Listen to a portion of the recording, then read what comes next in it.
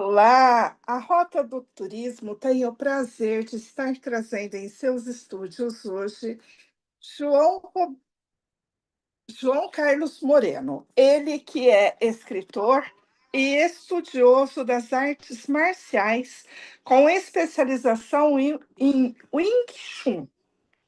Bom, a sua prática se concentra mais na observação dos comportamentos humanos, mas nada ninguém melhor do que o próprio João para estar contando um pouquinho da sua história. João, você, pelo visto, era um professor e agora está mais focado com escritura, com escritor. Você se transformou num escritor, é isso mesmo? Mais ou menos, essa é uma metamorfose aí, que já tem mais ou menos aí uns 18, 19 anos, né? Esse já é o meu quarto trabalho que eu estou publicando, né? E agora, né, com que eu passei da barreira aí dos 50, já me tornando um sexagenário, começou a sobrar tempo, as coisas começaram a ficar mais simples e eu voltei a escrever, né? Então a gente acabou lançando esse último trabalho aí, que é o Chamado, e ele é somatório, né, de tudo que a gente vai lendo, que a gente vai vivendo. Né? Minha vida como professor de Kung Fu também é recente. Né? Eu estou há 2 anos só com a academia de Kung Fu, mas já estudo há mais de 20.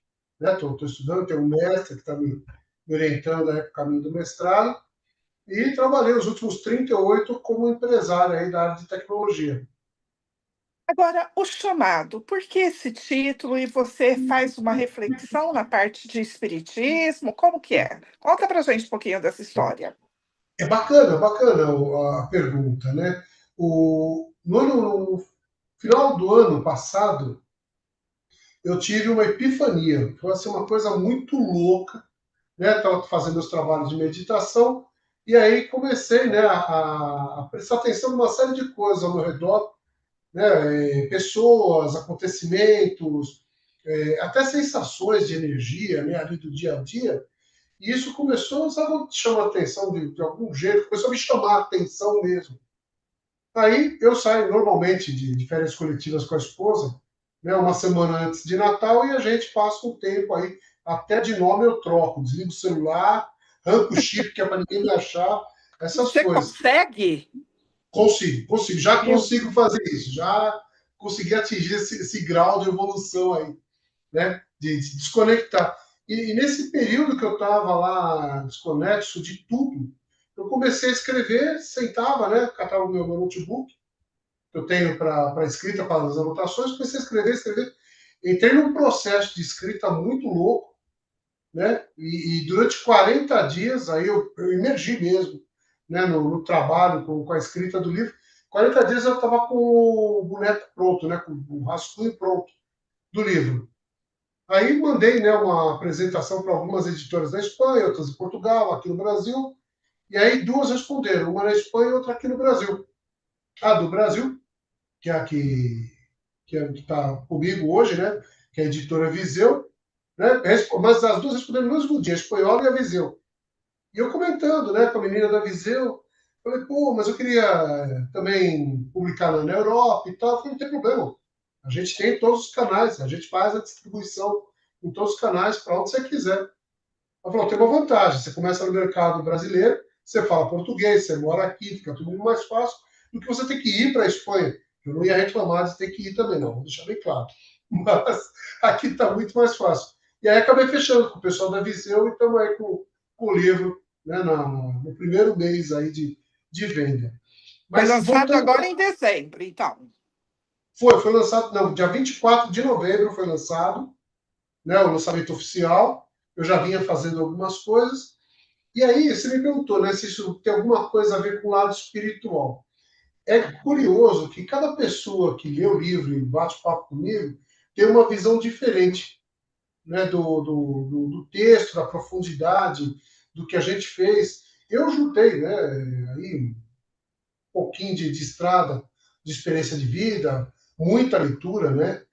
Fui beber de fontes assim, das inimagináveis. Tive a sorte de encontrar pessoas que me abriram portas em bibliotecas, caminhos de livros e conhecimento muito interessantes. E aí a gente somou tudo isso. E eu acabei transformando numa ficção filosófica, né? Tem algumas curiosidades bem interessantes nesse livro. Primeiro, que tem um personagem que é uma planta. Calma, gente, a planta não fala. É uma Ela planta, fala planta de sim. verdade. Fica brava com uma planta para você ver se ela não morre. Ela fala sim. Tem essa leitura também.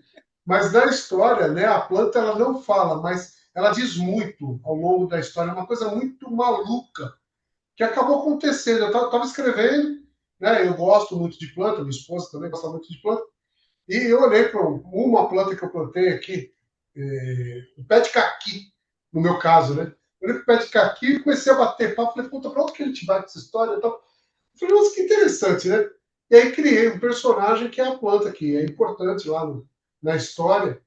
E aí, quando a gente estava no processo de criação da capa, eu pedi para o Vinícius, que é o artista que assina a capa, falei, cara, preciso de uma capa e tal. Ele falou, me fala o que você quer fazer e tal, qual que é a sua preferência? Eu falei, não tenho preferência nenhuma. Tá aqui o manuscrito do livro, lê aí, o que você criar, está criado. Aí, eu dei essa volta toda para responder a sua pergunta, né? Se tem uma coisa a ver com o lado espiritual. Eu estava dando entrevista na Rádio ABC, e aí contando que a capa, ela tem a planta, né? Que eu falei para você agora, ela está do lado do protagonista, né? É uma capa muito bonita, né? É uma obra de arte que o Vinícius fez para mim. E Cadê aí, teu livro? Tá aí? Mostra a capa pra gente. tá aqui do ladinho. Ó. Ah lá. Ó. Cadê o caqui? Não é um caqui, é uma outra planta, tá aqui do lado. Ó. Muito bem. A planta vai na jornada. E aí, eu conversando com o Saulo, que era o jornalista que estava me entrevistando, falei: essa capa, conforme você vai lendo o livro, no desenho da capa você vai encontrando um monte de coisa que está no livro. Quando você olha a primeira vez, você não vê tudo que tem nessa capa. E aí, conforme você vai lendo, você vai encontrando vários elementos na capa, né? A minha esposa estava acompanhando a gente no estúdio, ela catou que esse livro aqui é o dela, e ela pegou e foi olhar se tinha mais coisa. Já tinha terminado de ler. E aí ela encontrou mais alguns elementos. E aí ela me fez assim, nossa, é mesmo, tem mais coisa, né? Bom, acabou a entrevista, tal, o pessoal achou super curioso. Aí, voltando para casa, a esposa falou assim, olha, eu achei tal coisa aqui na capa. Eu falei, não acredito, que eu não tinha visto isso. Eu que sou escritor, não tinha visto o que tinha aqui na capa. No dia seguinte, eu liguei para o Vinícius, falei, Vinícius, fez isso assim, assim, assado? Ele falou, cara, eu não planejei nada. Eu peguei um lápis, peguei um pedaço de papel e deixei a minha mão trabalhar sozinha. Então, assim, responder a sua pergunta, tem a ver com o lado espiritual? Eu não sei, eu sou muito tosco, eu não entendo dessa parte espiritual, não entendo, né, do que está além da minha carne, não posso dizer. Mas as coisas que acontecem são muito, muito interessantes. Ele falou, cara, eu não pensei em nada, eu saí desenhando, aí coloquei a cor, mandei para você, você gostou e pronto, tá pronto a capa. E é impressionante, não teve revisão nenhuma, assim, do jeito que veio pronto, vamos de uma vez. Nada é por um acaso, João. Agora, quem é João Carlos Moreno? Eu sou um caboclo, né? Sou um pé de barro vermelho, né? Sou um caminhante aí. É, Nascido na região de Ribeirão Preto ou não? Não, eu adoro Ribeirão Preto, tenho amigos, fui muito a Ribeirão Preto, conheço bastante da região, principalmente por causa da AgriShow, conheço o Pinguim, os dois, né? Tive uma pessoa muito próxima na família que trabalhou como marceneiro na montagem do Pinguim 1, me contou como é que funciona aquelas serpentinas e tal. Né? Então a gente tem bastante contato aí com a região. Né? Tem um Conheço muita. usineiro, tem um usineiro que se chama Moreno aqui. Parente? Deve ter um parente meu aí. Eu conheço muito a região e gosto. Sempre que eu tenho oportunidade, quando às vezes tem as show, a gente vai mais para trabalho, né? Mas eu sempre vou, fico aí uma semana para visitar os amigos e tal. E curtir a cidade, que aí é lindo demais, né? Aí tem muita coisa boa para a gente ver, impressionante. Então, assim, eu sou um estradeiro. Durante 38 anos da minha vida, eu tive que aprender a ser vendedor, né? Comecei a empresa como tantos outros aqui no Brasil, a gente perde emprego e tem que se virar. E nesse se virar foi dando certo, foi dando umas topadas aqui, corrigia colar, aprende um negócio aqui, desaprende outra colar. E assim foram 38 anos da vida. Casei, criei os filhos da faculdade, todo mundo já tem a sua casa, sua família, graças a Deus, todo mundo encaminhado. E agora só um pouquinho mais de tempo, como eu te falei no começo. Para a gente poder sentar, escrever, trabalhar. É bem interessante. A vida vai ficando mais azeitada, vamos dizer assim. Você disse que você vem mais da área tecnológica, né? E é uma área que hoje ela está, nos termos dos jovens, ela está bombando. E aí, em plena expansão, você resolveu largar um pouquinho de mão e vir para o lado mais do romantismo, da cultura, de escritor.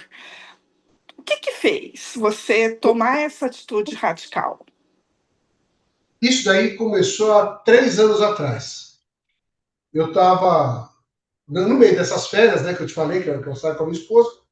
Estou eu pensando na vida lá, aí comecei a olhar a barba branca, aí comecei a pensar na minha vida. Eu tenho empresa de tecnologia. Na área de tecnologia, ser idoso é cruel. A gente vai perdendo espaço, que é o rito natural da vida. A gente Não, não já é foi só em jovem tecnologia, não. No Brasil, ser idoso hoje é terrível, jornalista, para qualquer área, e está mudando, está mudando. Mas escuta graças a essa Deus. conversa. E eu estava lá me sentindo já idoso, né, para trabalhar na tecnologia. Eu falei, pô, preciso de uma profissão. Quanto mais idoso eu me torno, idoso, nunca velho, idoso, né? Mais valor Bem eu tenho. idoso, experiente, porque Experiente. os anos nos trazem experiência.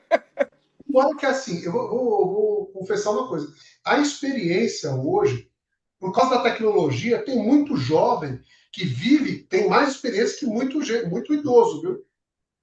Porque as coisas estão tão intensas, elas estão tão rápidas, que o ser jovem hoje, ou ser idoso, já perdeu aquela distância que a gente tinha na nossa época. Você ainda é jovem, mas eu que já estou virando sexagenário aí, a gente tinha aquela coisa, né? Tinha o mais velho, que era o sênior, nossa, o cara sabe muito. Hoje não. Hoje o jovem já senta na mesa que nem gente grande, conversa de igual para igual, discute. É impressionante, né? Eles têm mais acesso à informação. Bom, mas voltando para a história, estou eu lá me sentindo idoso, falei, puta, preciso fazer alguma coisa. Pensei em advocacia, mas não ia dar certo para mim. Eu me compadeço com as pessoas, eu fico triste junto, eu tomo partido, não ia dar certo. Para fazer medicina e com 70 e tantos anos fazer residência também não ia ser legal. Né? Fiquei pensando, Transição de falei, ah, carreira numa época dessa é meio difícil. é. Aí eu treino, né, Kung Fu já há mais de 20 anos aí hoje. E aí sentei com a esposa e falei, meu, vamos montar uma academia? Porque professor de Kung Fu, mestre de Kung Fu, quanto mais idoso, mais valiosa é a hora, mais valor a pessoa tem, né? Vamos. Mas não pensou duas vezes. E aí nós montamos a nossa academia de Kung Fu, comecei a dar aula. Aí começou a dar certo, entra um aluno, sai um, entra, sai, aquela coisa normal de começo de carreira. E isso, eu comecei a me despedir no LinkedIn, para quem quiser conhecer o meu LinkedIn, eu posso falar o meu site? Pode, fica à vontade. O meu site é jcmoreno.com.br. Lá tem todos os meus contatos, tem meus canais, tem tudo lá. Bom, estou lá no LinkedIn, eu entrei no que a gente chama de síndrome do Capitão Gancho, da história do Peter Pan. Sim. O Capitão Gancho, ele passa toda a história declamando suas últimas palavras, porque ele tinha medo de morrer e não conseguia dizer o que era importante. Era o maior medo dele. E eu entrei nessa doideira, né? Então eu comecei a escrever, nossa, carreira após 50, porque existe uma chance para nós que somos idosos, porque os idosos podem pensar em outros espaços, porque os jovens vêm e a gente abre novas portas e tal. Criamos um grupo de discussão no LinkedIn, terapia em grupo. Nossa, foi muito louco. Foi Aguenta interessantíssimo. mais. Meu, foi doido o negócio. E aí, eu tô nessa brincadeira, tô indo pro Kung Fu e tal. Nem tava escrevendo, né? A escrita veio no ano seguinte, né? Eu retomar a escrever. Aí tô eu conversando com a minha irmã caçula, me dá uma puxada de orelha monstruosa. Eu tô velho já, né? Aí eu usei velho mesmo termo, né? Até dói de falar. Tô velho, para de TI, vou só ficar com Kung Fu mesmo, tudo certo. Eu falo, meu, você é um cara da tecnologia, a vida inteira com isso. Você vai jogar os pontos assim, vai trabalhar com IA, cara. E deu uma puxada de orelha. Eu falei, mano, sabe quando você Sim. engole quadrado? Eu falei, Simples tá bom, assim. né? Aí fui fazer um curso de IA, para entender como é que funcionava. Tal. Eu tinha muito preconceito. Eu tenho que assumir. Para mim, a IA era um banco de dados metido a besta com o algoritmo mais moderninho. Eu achava que era isso. E é muito mais, né? A gente vai agir. Quando a gente é ignorante, a gente taca a pedra, a gente desdenha, né? Depois que você conhece, nossa senhora. E aí eu Ô, me João, encontrei com o mundo eu legal. acredito que atrás do ser humano, a IA, ela é uma consequência daquilo que nós, idosos, terceira idade, colocamos nessas longas décadas e ela está aproveitando tudo isso e transferindo para o normal agora. Se a gente não tomar muito cuidado, se os jovens não tomarem muito cuidado, daqui uns 10 anos, a IA ela pode acabar, porque as pessoas estão parando de raciocinar, estão parando de criar e só está no Ctrl+C, Ctrl+V. E daqui a pouquinho a coisa começa a tomar uma. Então, a IA nunca vai tomar o lugar do ser humano. Muito pelo contrário, é em paralelo, é junto ali. E nós temos que nos policiarmos para não permitir que ela acabe. Essa Eu, é a minha eu, opinião, e a sua? quando eu entro nessa seara aí, eu penso o seguinte: a IA ela é o carro automático. Eu comecei a dirigir num Fusca, 4 marchas, sem direção hidráulica, elétrica, sem vidro elétrico, sem ar-condicionado. Era um pedaço de lata com um motor empurrando atrás e um volante na frente. E quando quebrava o cabo, a gente amarrava um arame e puxava com a mão para acelerar. Não ri não que você entrega a idade. A gente começou dirigindo carro desse jeito. Não fui Hoje, eletricista. é, hoje qualquer carro, né, os carros novos, né, tem câmbio automático. Na nossa época, a gente parava na subida, na ladeira, puxava o freio de mão, ficava com o pezinho de lado lá acelerando, soltando freio e embreagem para tentar sair sem o carro descer. Hoje você tira o pé do freio confortavelmente, pisa no acelerador e o carro sai suave, nem cantar pneu ele canta. Ou seja, a experiência que a gente demorou aí 40 anos para ter como motoristas e fazer com maestria, né, a ladeira, baliza, né? Para o carro, hoje você aperta o botão, o carro faz sozinho a baliza. Tem carro que faz isso. Né? Que A gente nem maravilha. olha, só vai pelo retrovisor, esterça para cá, esterça para lá, desliga o carro e sai. Nem olha para ver mais se está bem estacionado ou não, de tanto que a gente já fez. Então, assim, a automação, ela traz para quem está iniciando a experiência de quem já gastou muito tempo fazendo. Eu demorei 40 anos para me tornar um motorista mais ou menos. A minha filha caçula ainda não tem carta. Já combinou comigo, pai, vamos pegar um carro automático, que aí já não tem dor de cabeça, já sabe o que é bom. Já vai pular todo o sofrimento de pisar na embreagem, engatar a marcha, fazer o desenho mental onde é que está as marchas no câmbio. Não quero saber disso. Nem chave mais, né? Quer apertar um botão start e pronto, o carro está ligado. Então, assim, a IA ela é exatamente isso. Ela traz toda essa experiência, bagagem de coisas resolvidas que a gente tem com décadas de experiência, ela traz por agora para qualquer pessoa poder acessar. Mas, num carro automático, se você pisar no acelerador com todo o seu pé até o fundo e não tomar cuidado com o que você está fazendo, você vai se matar. E vai machucar muita gente, vai matar alguém. Porque o carro é uma máquina burra. A IA também é uma máquina. A gente não pode esquecer. Por mais que ela seja sofisticada, que ela converse, que ela conte piada, que ela tenha humor, né? Ali no bate-papo, que ela seja interessante, dando ouvidos a conversar com as pessoas, ainda é uma máquina. E se você usar muito mal ela, ela vai fazer o estrago.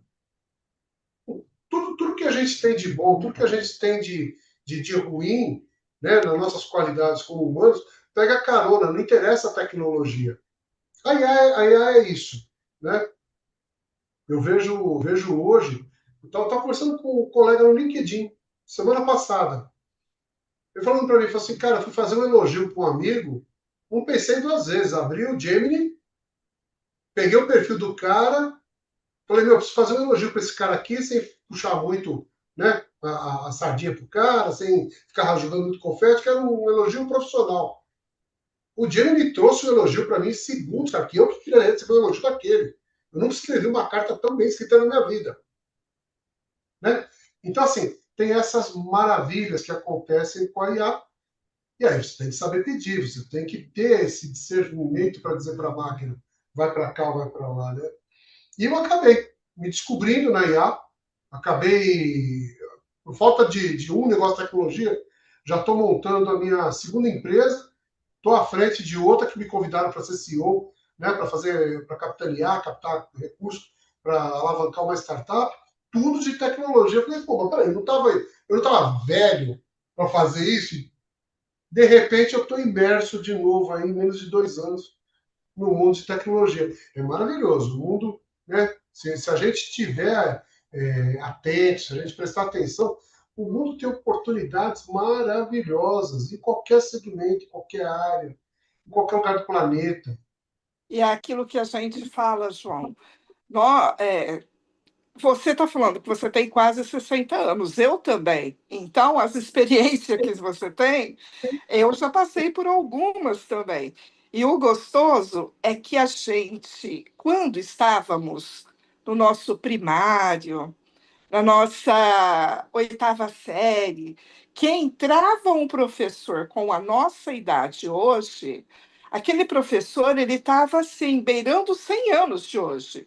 Ele estava muito idoso, ele estava assim, já não suportando entrar numa sala de aula.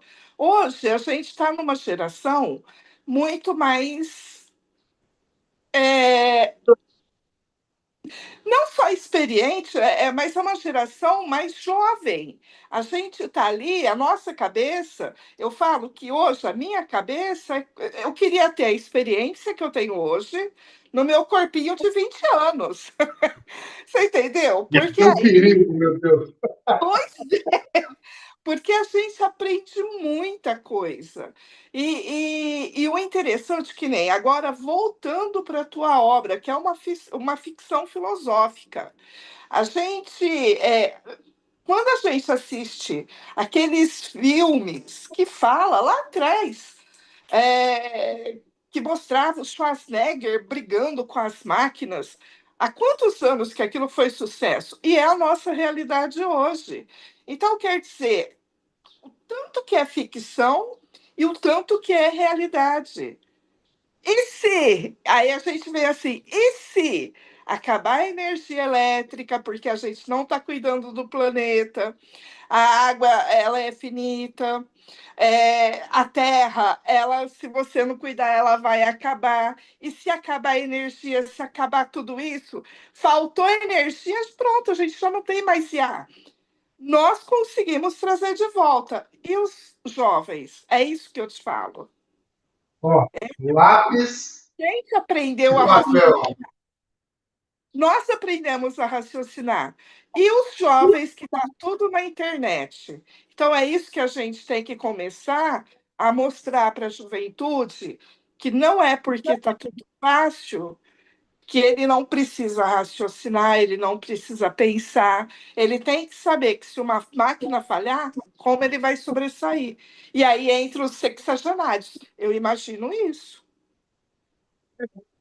Quando a gente entra nessa linha de conversa, eu tomo bastante cuidado porque é fácil a gente cruzar uma linha do que seria um bate-papo para virar uma discussão. Né? Não, Então, tem discussão, é só pensamento. mas eu tomo bastante cuidado, porque do contrário também é verdade. Né? Vou usar um exemplo bem simples. A minha mãe, ela é uma mulher de 78 anos hoje. Tá? Eu tenho 57, ela tem 78. ela está completamente desconexa de tudo quanto é tecnologia. Não, minto, ela até mexe com alguma coisa, mas não na intensidade que eu, com 60 quase que tenho, mexo. Ela já está com a cabeça em outro lugar, em outros valores, em outra medida, entendeu? Os meus filhos estão muito mais conectados, sabem muito mais coisas sobre tecnologias e aplicações da internet do que eu hoje, né? E eu estou ali no meio termo. Então, quando a gente fala assim, mas e se a gente for tudo para a inteligência artificial? A minha mãe está lascada. Porque para lidar com a máquina, para poder saber pedir, para poder fazer as coisas acontecerem, ela se arrebenta. Se tirar a tecnologia hoje do planeta, né, deu um grande blackout no planeta, e nós perdemos só a internet, não precisa perder energia elétrica, só a internet for para o espaço, meu, como é que vai fazer? Então, assim, é antagônico e, ao mesmo tempo, hilário. Porque nos dois extremos do que a nossa geração está, qualquer coisa que aconteça vai ser uma tragédia enorme. E a gente está aqui nesse meio, onde a gente vem, né? Apesar de a gente ter crescido sem internet, a gente nasceu com a internet. A gente vem trabalhando, a gente vem se adaptando. A gente tem uma Aprendendo geração. com a internet, né? A gente foi aprendendo. Hora a gente é mais lento, porque o jeito que a gente aprendeu a raciocinar e a aprender as coisas sobre o planeta é diferente da geração dos nossos filhos e netos, né? A gente tinha que juntar beabá para fazer o pá. Eles olham para a palavra, tá, isso significa tal coisa. Próximo, pronto, já está resolvido, né? Então, assim, a velocidade de aprendizado é superior da próxima geração. Então, quando a gente entra nessa linha e se acontecesse tal coisa, eu tomo um cuidado danado. De todo jeito ia ser muito ruim. De Para todo todos jeito, os lados, né? para todo mundo ia ficar muito, muito mal em ter que perder conforto, comodidade, facilidade. Pra você fazer uma ideia, antes da nossa entrevista aqui, eu estou terminando de montar uma página aqui, junto com o pessoal da empresa que eu estou montando. A gente fez um trabalho maravilhoso em apenas 4 horas, coisa que eu demoraria mês para fazer antigamente, para desenvolver site, para montar tudo, encaixar tudo, montar no ar. Demoraria um mês para fazer, fiz em 4 horas o negócio, foi assustador.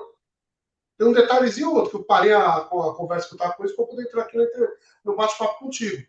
Né? Mas é espetacular como a tecnologia nos dá a velocidade. Mas, por outro lado, ela também nos cega. Vou dar um exemplo bem besta, bem bom. Eu, com uns 40 e poucos anos, eu comecei a andar de bicicleta. Eu sempre trabalhei como vendedor de carro, ia para tudo quanto era lado e tal. Passava dezenas, centenas de vezes no mesmo lugar de carro. Quando eu fazia o meu percurso de bicicleta, eu começava a ver detalhes do que eu não conseguia perceber de carro. Quando eu baixei a velocidade do meu percurso, a minha percepção daquele lugar onde eu estava passando, ela expandiu exponencialmente. Eu comecei a prestar atenção em coisas que simplesmente eu não imaginava que tinha ali naquele lugar, por mais que eu tivesse passado por ali. Então a velocidade é fantástica para te trazer resultado rápido, mas isso tem um custo.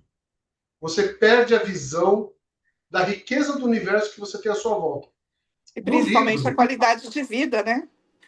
principalmente a qualidade de vida. No livro, para quem tiver curiosidade, dá para pegar na Amazon, tem lá os links do site. Tem uma degustação, tem um momento que o personagem principal ele acorda, levanta, toma café, sai e vai trabalhar. Ele só vai lembrar da mulher dele quando está chegando a hora do almoço. Aí você fala, nossa, o cara é casado. Como assim? Ele tá tão automático, ele está naquela vida dele tão acelerada, que ele desperta, levanta, se troca, toma café, sai para trabalhar ninguém vê que ele é casado. Só vai ver depois quando eu vou falar sobre o almoço que ele tinha combinado com a mulher dele. Que é o primeiro encontro, a apresentação do segundo personagem. Né? Então, assim, esta velocidade toda, ela vai te exaurindo, ela vai te comendo, ela vai te erudindo, como o vento come uma montanha, né? A montanha não interessa quão alta ela seja, o vento vai passando e de grãozinho em grãozinho a montanha vai sendo desgastada. Você fala, pô, mas é só vento. É, assim como só a velocidade vai fazendo isso com a gente. Então tem hora que você tem que simplesmente desacelerar. Tira o pé do acelerador, né? Você achou E é esquisito por que eu... isso, e é por isso que tem uma guitarra atrás de você. Quer dizer, começou na meditação, começou a escrever, agora está numa guitarra, está tudo tranquilo. O bacana de você se tornar idoso, eu sempre falo isso para os mais Ele está jovens. preocupado com o idoso. O bacana de você ser idoso é que você soma um monte de coisas. Você vai somando conhecimento ao longo da estrada. O violão eu comecei quando eu tinha 12, 13 anos. Aí, quando eu casei, tive meus filhos, tal, né, com a minha esposa, aí eles começaram, ah, pai, querendo tocar, querendo tocar. Vai para a escola de violão. Então vai aprender música de verdade. E eu fui acompanhando eles. Essa guitarra preta aqui é do meu filho, né? Tá em Belo Horizonte. Né? Ah, quero guitarra. Beleza, aqui é guitarra, vamos lá, vamos aprender. Fomos para estúdio, fomos tocar heavy metal, é uma coisa que a gente curtia na época e tal. Então, assim, você vai somando conhecimento, né? O Kung Fu também foi uma somatória. A bicicleta, uma somatória. A escrita, o prazer de escrever, isso eu estou desde 2004 escrevendo. Então já vão quase aí 21 anos passados, para Quantos 22. livros, João? Como esse aqui, que é o chamado, já é o quarto trabalho que eu estou publicando. E como escritor, como tem sido a tua trajetória? Olha, nesse livro, o chamado, ela foi uma coisa assim que eu te disse, né? Foi uma epifania. Foi algo tão espetacular, Adriana, foi um negócio tão, foi uma experiência tão ímpar, que assim, reavivou aquele gosto, aquela vontade de escrever de novo, né?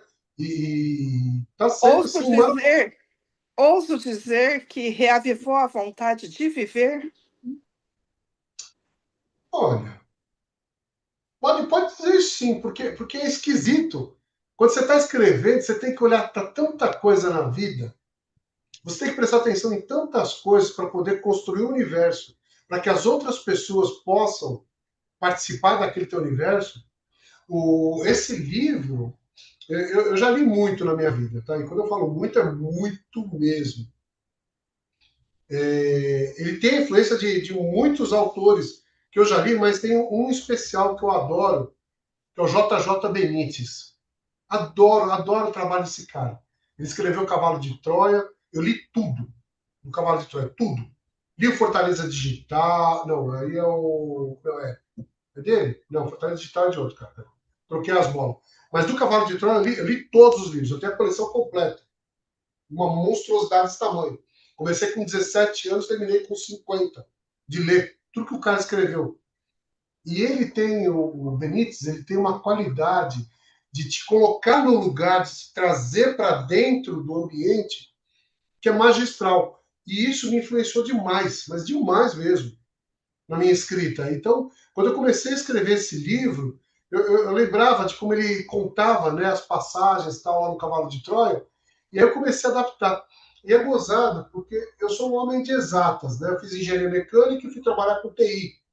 Então é lógica, número, matemática pura.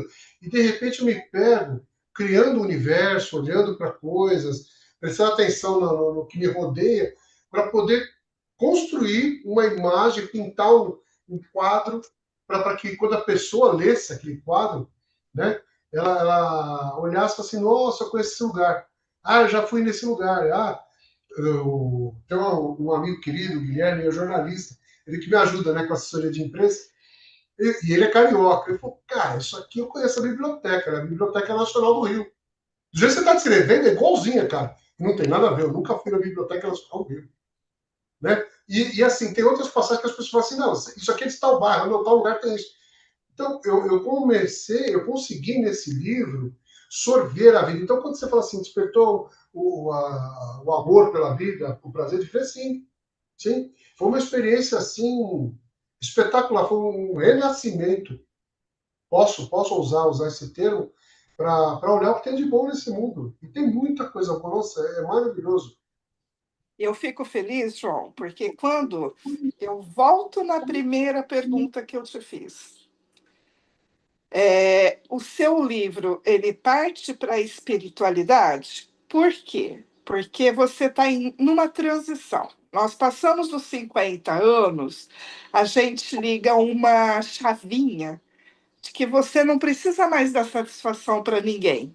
Que você tinha que aprender, você já aprendeu. E hoje, a única coisa que a gente quer é ser feliz. E ser feliz, ele é tão simples. Basta você se conhecer e olhar por dentro. Então, quando você falou para mim que você começou a meditar, você começou a desacelerar andando de bicicleta. Você começou a perceber aquilo que é realmente importante na tua vida. E quando a gente olha para isso, a gente quer mostrar ao nosso redor: acorda, gente. Vamos olhar que a vida é muito mais simples e mais fácil. Então, o chamado é mais ou menos isso. Olha, até pode ter esse ponto de vista lá também. Né? É curioso, porque quando eu escrevi o livro, eu estava conversando com outro colega, o Duque, um outro podcast que eu participei, e ele falou assim, como é que você escreveu esse livro? Escreveu com as suas negócios? Eu falei, cara, esse livro especificamente eu escrevi, não para mim, escrevi para as pessoas. Eu não coloquei os meus gostos, eu coloquei coisas que as pessoas vão se encontrar, elas vão ver. Porque, assim, é muito doido. Eu tenho o meu leitor mais velho, tem 78 anos. E o mais jovem, que mandou comentários do livro até agora, né? Eu abri um canal para a gente poder bater papo, conversar. A gente por isso que está curioso. Daí, aí, o que você achou? O que você achou? A leitora mais jovem tem 19 anos. Ela é leitora de romance, aquela coisa mais imaginária, de dragão, do isso, daquilo, e de romance e tal. Aí eu pedi Harry para ela ler um Potter, livro de Harry Potter, né? Eu também sou fã de Harry Potter, eu também. adoro falar da, da história da saga do Harry, né? É espetacular. Aliás, a escrita do livro é magistral. Para quem só assistiu o filme, pegar um livro para ler, o nosso não acredita que Hogwarts era tudo isso, né? Que a casa do Harry, a primeira, principalmente a primeira, tinha tudo aquilo, né? Que estava acontecendo nas férias dele. Maravilhoso. Então, assim, quando eu pedi para ela ler, ela pegou meio assim, desconfiada. Aí leu o primeiro capítulo, leu o segundo. Eu liguei para ela uns 2, 3 dias depois, falei, e aí, estou na metade do livro, não me perturba, deixa eu continuar aqui. Aí a gente se encontrou esse final de semana, eu falei, e aí? Ela falou, desesperador, tio. Eu não achei que ia ter tanta coisa assim. Meu, eu estou angustiado que está acontecendo isso, aquilo, outro, e como é que vai para cá, vai para lá. Vai nele, vai nele. Então, assim, eu consegui, nesse trabalho, vou te dizer que pode ter o quê espiritual? Eu não sei, eu sou só um maluco andando pelo planeta. Mas tem vezes que a gente é ferramenta, Adriana. É muito doido isso. Você faz umas coisas e fala assim, nossa, mas como é que isso saiu desse jeito? É que nem a capa. O Vinícius falou assim, cara, eu não sei, não planejei nada. Eu deixei minha mão na folha de papel e saiu a capa do seu livro. Pronta. Então, tem a ver com a parte espiritual? Acho que eu vou dizer até tem, porque muito do que a gente conta lá no livro até tem coisas. Pra você fazer uma ideia, o livro começa num ponto de ônibus chovendo de noite e o cara pronto para se atirar de um abismo imaginário, né?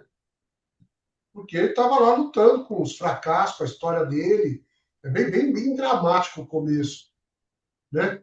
E aí começa tudo a acontecer, tudo começa a despertar, tudo começa a encaixar ali naquele instante onde ele estava pronto para desistir de tudo. E aí tem a grande reviravolta, que eu não vou contar, que é para você que está me ouvindo. Né? Compre o livro, vai lá no jc.moreno, jcmoreno.com.br. Entra lá, tem lá todas as referências do livro.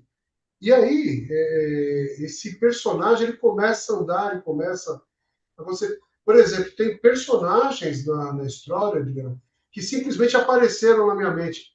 Ele foi uma planta, eu brinquei da planta, mas foi uma coisa que aconteceu. Eu não pensei em colocar uma planta como com o personagem. Protagonista. Pô, como assim, meu? É. Aí a esposa também, a esposa ganhou todo um desenho, ela ganhou toda uma personalidade que veio, simplesmente aconteceu. Eu não escolhi que ela fosse daquele jeito. Aí os outros personagens que vai interagindo, que vai acontecendo, foram coisas. Sabe quando você acorda, levanta, toma um café da manhã e sai para trabalhar? Aí você vai encontrando com as pessoas, coisas vão acontecendo, chega no final do dia e fala, nossa, hoje o dia foi assim. Então, eu digo que a gente, nessa vida, a gente é ferramenta. Eu não tenho conhecimento, eu não tenho clareza, eu não tenho esclarecimento para dizer, ah, foi isso, ou foi aquilo, é do outro plano, é uma vibração, uma coisa, não sei. Eu sou só um pedaço de carbono andando por esse planeta ainda. Um dia, talvez eu descubra para que eu sirvo. Nós servimos, né? João, eu quero te agradecer imensamente pelo teu tempo, por você ter descoberto o Fala Mulher, entrado em contato falando assim, Dri, posso falar da minha história? Então é um grande prazer trazer vocês para a gente bater esse papo. Afinal, o turismo, ele é cultura, ele é sabor, ele é tradição, e é muita cultura. E o livro, nós precisamos voltar os nossos olhares para um bom livro, que é a melhor coisa, voltar a sonhar. Você não precisa sair nem do lugar. Tem gente que fala assim: ah, mas eu não tenho dinheiro para viajar. Pegue um bom livro. Você A vai minha andar o mundo. infância, a minha infância foi com Monteiro Lobato. Foi aquela história de você se envolver, e eu acho que esse é o verdadeiro sentido de um bom livro. Então, eu te desejo todo o sucesso do mundo nessa sua nova carreira como escritor. Conte sempre com a Rota do Turismo. No próximo lançamento, fale conosco de novo e vamos juntos levar mais cultura por esse país. Muito obrigada, viu? Deixo aqui minhas considerações, agradeço demais. Eu mandei a mensagem sem saber, porque o povo de internet é meio chique, né? Vai olhar para mim, vai dar bola para mim. Então, agradeço a gentileza de ter aberto essa oportunidade. Quem está nos assistindo, né? Deixo meu obrigado aí por esse tempo. E boas festas para todos. Obrigada, João. Feliz Natal para você, para toda a família e até 2026, se Deus assim nos permitir. Um abraço.